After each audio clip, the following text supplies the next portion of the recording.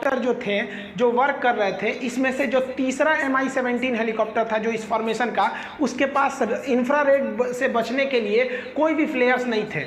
पाकिस्तानी घुसपैठिए इस तरह से स्ट्रिंगर मिसाइल को लेकर रेडी थे, वो फायर करते थे, वो हेलीकॉप्टर की इंजन की गर्मी देख के वहां पे जाके उन्हें शूट डाउन कर देता था। भारत ने अपनी स्ट्रेटजी को पूरी तरह से चेंज कर दिया। भारत ने अपना फ्रांस निर्मित जहाज को लगाया जिसका नाम था मिराज 2000। एक्चुअली पाकिस्तान इस जहाज को खरीदने से इनकार कर दिया था, कहा था कि भैया बहुत बड़ा साइज का जहाज, हम इसको नहीं लेंगे। और भारत सरकार ने इस मिराज जहाज को वायुसेना ने लगाया।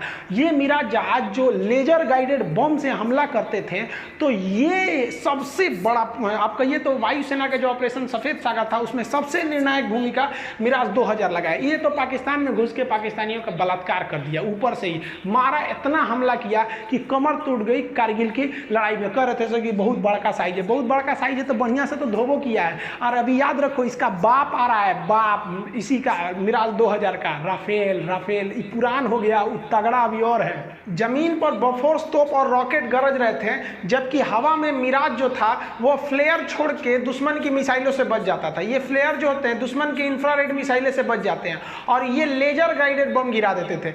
ये laser guided bomb accurate pin point निशाना लगाते थे और उसके दुश्मन के खेमों में, बंकर में तबाही मचा देते थे। इनका जो एक्यूरेसी था वो बहुत ही जबरदस्त था। बहुत मेन रोल ये निभाए थे हमारे मिराज जहाजों ने उस वक्त की लड़ाई में। लेकिन वायुसेना को एक बात का और डर था कि 1965 की लड़ाई में हम लोगों ने एक छोटा सा हमला किया था, जिसके बदले में पाकिस्तानी वायुसेना ने भीषण हमला कर दिया।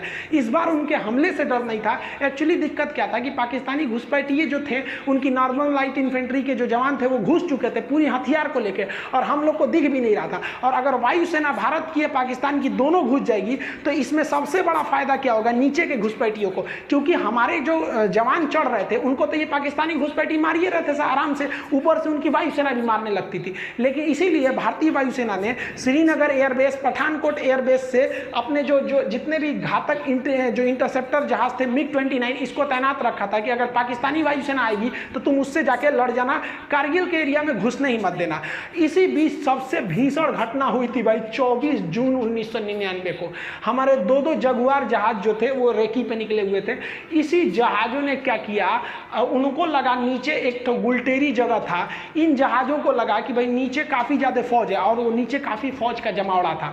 तो जो आगे का पायलट थे वो काफ़ी यंग थे, जो पीछे बैठे थे उनका नाम था, पायलट का नाम AK सिन्हा। तो AK सिंह जो थे ये थोड़े सीनियर पायलट थे। तो ये आगे वाला जो पायलट था वो गुलटेरी में जो फौज खड़ी थी, उनका बहुत बड़ा कैंप था नीचे, पाकिस्तानी बहुत बड़ी फौज में खड़े थे, उन पर मिसाइल लॉक कर लिया। और आपको हम वीडियो में बता चुके हैं राफेल वाले में कि एक बार मिसाइल लॉक हो गया ना तो आप बच नहीं सकते, वो मिसाइलें खोज के मार देगी आपको। तो ये ग्राउंड पे एकदम लॉक कर लिया, और इनने पूछा अपने सीनियर से कि हमने लॉक कर लिया है बहुत बड़े अड्डा को, कि हम इसे उड़ाने जा रहे हैं। तो उन्होंने कहा कि रुक जा, एक बात बता, तुम उस साइड पाकिस्तान में हो, घुस गए हो कि इंडिया में ही हो? तो ये कहा कि हम तो पाकिस्तान वाले एरिया में घुस गए।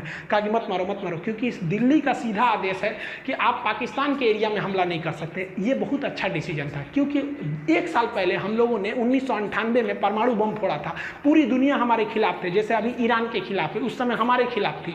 और अगर हम लोग पाकिस्तान में घुस के मार देते तो ये तो एक तरह का कहिए तो ओपन युद्ध हो जाता। और अपने एरिया में मार रहे हैं तो पूरी दुनिया हमारा साथ देगी कि भैया हम अपने एरिया में आतंकवादियों को मार रहे हैं, तो कहा कि उधर मत मारो। और आपको जानकर ताज्जुब होगा, जहाँ ये पायलट मिसाइल लॉक किया था नहीं, हमारा एयरफोर्स का ही पायलट हुआ, एकदम नौछड़िया भी यंग था, जन्मे करते हिंदुस्तान के यंग लड़का लड़े में कितना आगे।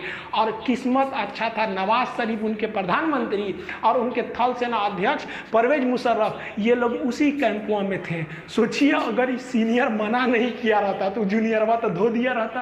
अब आप याद समझिए थोड़ा, एक छोटा सा देश था ऑस्ट्रिया, जिसके राष्ट्र यानी राजकुमार की हत्या कर दी गई।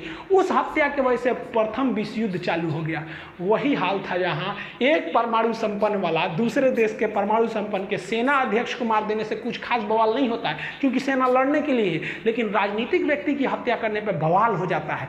तो भयंकर बवाल हुआ रहता, क्या युद्ध का मोड़ लेता समझ में नहीं आता। तो ये बहुत अच्छा हुआ। एक तरह से हम तो करते थे कि मारिए दिया रहता तो हो जाता, क्या हो जाता भाई, ज़्यादा से ज़्यादा औरों युद्ध लड़ते, नहीं लड़े हैं 71 में, 65 में, 84 में, एगो और लड़ते से क्या कर लेता पाकिस्तान। यहाँ पे ऊँट के मूतने से रेगिस्तान में बाढ़ थोड़े आता है, क्या कर लेंगे, इनके औकाते कितना है। ये सब तो चलिए